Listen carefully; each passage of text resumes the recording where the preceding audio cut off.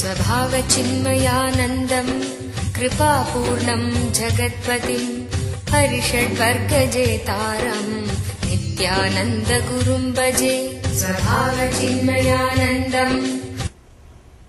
After the discourse on observing the will as non-self and abiding in choicelessness, reading about how the Master can save from rebirth at the time of death, I felt that I can let go of chasing enlightenment and just be with whatever unfolds.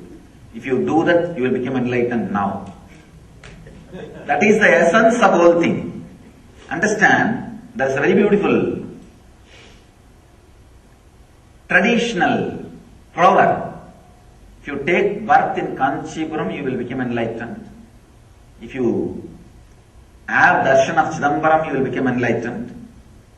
If you die in Varanasi, Banaras, you will become enlightened. And if you even remember Arunachala, you will become enlightened. This is the traditional proverb. In Sanskrit they say Smaranat Arunachalam, just by remembrance, the enlightenment. Somebody goes to Ramana Maharshi and asks, Master, is it a inspiring praise for those holy places, or is it fact? Is it literally true? Ramana Maharshi just laughs and says, I can say even Ramakrishna sometimes becomes emotional and utters this kind of statements. But Ramana Maharshi is a very cool, very balanced, very logical. And he says, fool, this statement is made so that you will relax from the enlightenment idea and you will become enlightened. See, going and having darshan of Chidambaram is not a big thing. Few hundred rupees, that's all. And remembering Arunachala is not even the few hundred is not needed. Just remember. So, once you do this simple job, you feel like the guarantee is given, security is over, insurance is taken. The moment you think insurance is taken and you are relaxed, you will fall sick less. Maybe insurance companies are praying separately for you. Now I have seen always people, only when they don't have insurance, that very insecurity and fear more and more disease. When they know that they have insurance, suddenly you see they become healthy. They become healthy. So when this insurance idea enters into your system, suddenly you relax from the stress, you relax from the power which is driving you crazy towards enlightenment, and the relaxing is the right method for that experience to flower in you. In the initial level, the inspiration has to happen so that you will become centered. But once you are centered, now what needs to happen is removing the restlessness. It's actually the enlightenment is practically like cooking. You have to add something in the beginning, and after a few minutes you have to remove that same thing from above. Something has to be added, something has to be removed. You have to add the intense seeking. After the cooking happens, maybe for a few years, the intense seeking will become part of you, and whatever unnecessary thing will come out as a restlessness. Along with intense seeking, you will always add restlessness. Because the intense seeking in the initial level will be mixture of seeking and restlessness. When it boils inside you with awareness, the seeking will become part of you. Like when you add salt or something in cooking, the juice or the essence will become part of the item, and the unnecessary things will come on the top and float. When you boil the seeking with awareness, the intensity will become part of you, and the restlessness will come and float on the top. You have to remove that. Removing the impurities. So it's practically like cooking. Initially, the same person, same master will say, add intensity, add intensity. After some time, the same master will say, relax, relax. You may think, what is going on? Yesterday's lecture he told something else, and today's lecture he is telling something else. When the intensity is added with awareness and cooking goes on, it will become two part. One, the clarity, the juicy part, which will become part of you. Whatever you do, the intensity will be there. And the other part, restlessness, the impurity part, will come and float separately. You may have to remove that restlessness part and throw it away. You will see sometime.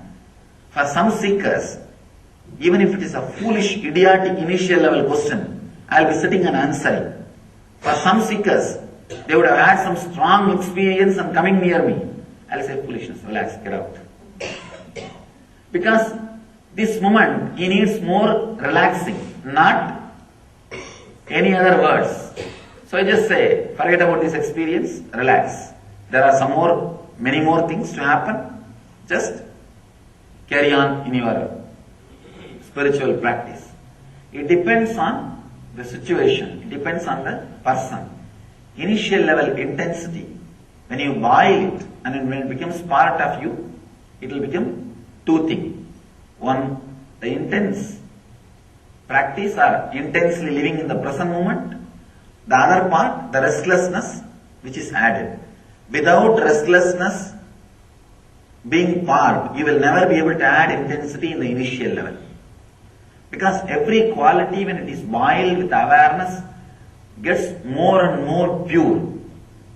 The tamas, when it is boiled with awareness, will become peace. The rajas, when it is boiled with awareness, it will become bliss. When the sattva, when it is boiled with awareness, it will become pure consciousness. So every quality, when it is boiled with awareness, it will become more and more pure. Tamas means the laziness or the inert feeling. That when you boil it with awareness, it will become peace. How the transformation happens. If you are more tamas-based person, the silent, mild kind of things will really appeal. You will appreciate that. Because nothing much needs to be done. This kind of fellows, for them, the simple mantra, sit and repeat that for 20 minutes or 30 minutes, that kind of techniques will really appeal. That also without moving the hand, just sit. After 10 minutes, you can just have one nap, and when you get up, I think meditation. Tomorrow. This kind of techniques will really appeal. But I tell you, even this, if you add with consciousness, it is good. At least the boiling will happen. At least the boiling will happen. Then next is the restlessness, the rajasic. For them, when you add, you need to have little more stronger techniques. Whether some kriyas, the deeper breathing, or some visualization, stronger techniques. Unfortunately, the whole modern civilization has become rajasic. Very rare. Tamas has a beauty, actually. At least a tamasic guy will not do anything wrong to others. If at all I have been asked to choose between tamas and rajas, I will go for tamas only. Of course, the best is sattva, the pure conscious quality, awareness. But if only between these two you have to choose, means tamas is best, because person with tamas will be suicidal but never murderous. Person with rajas will be murderous, violent. So whole civilization has become rajasic and murderous. That's why so much of calamity. Anyhow, when you boil rajas with awareness, you will see excitement happening. So much of excitement around you. It will become bliss. When it becomes pure energy, it will become bliss. Sattva, when the sattva is boiled with awareness, sattvic people will have a kind of a techniques like unclenching, where you can't sleep, you don't have to do anything. Neither you need to do something, nor you can sleep. You need a deep awareness. The unclenching is the kind of a sattvic technique. When you boil your sattva with the consciousness, you will see the pure awareness, the pure energy happening. When I say Master can save from the rebirth. Of course, it is not only an insurance, it is fact also.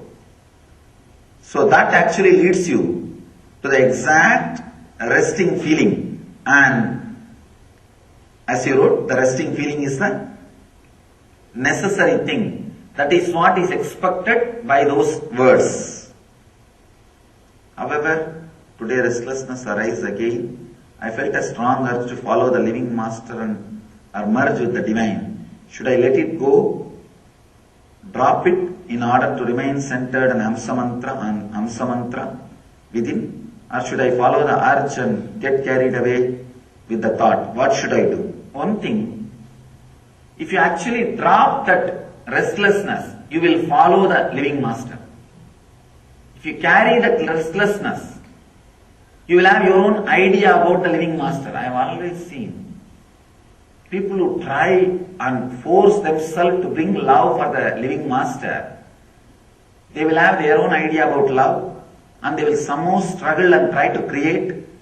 If they are a little bit successful in creating that, they will practically possess me and force me to reciprocate the same love as they understand.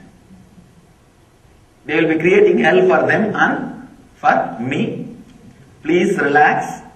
Relaxing from the restlessness and just following Amsa mantra will really take you nearer and nearer to the living master than you trying to do something. So I'll advise only to relax.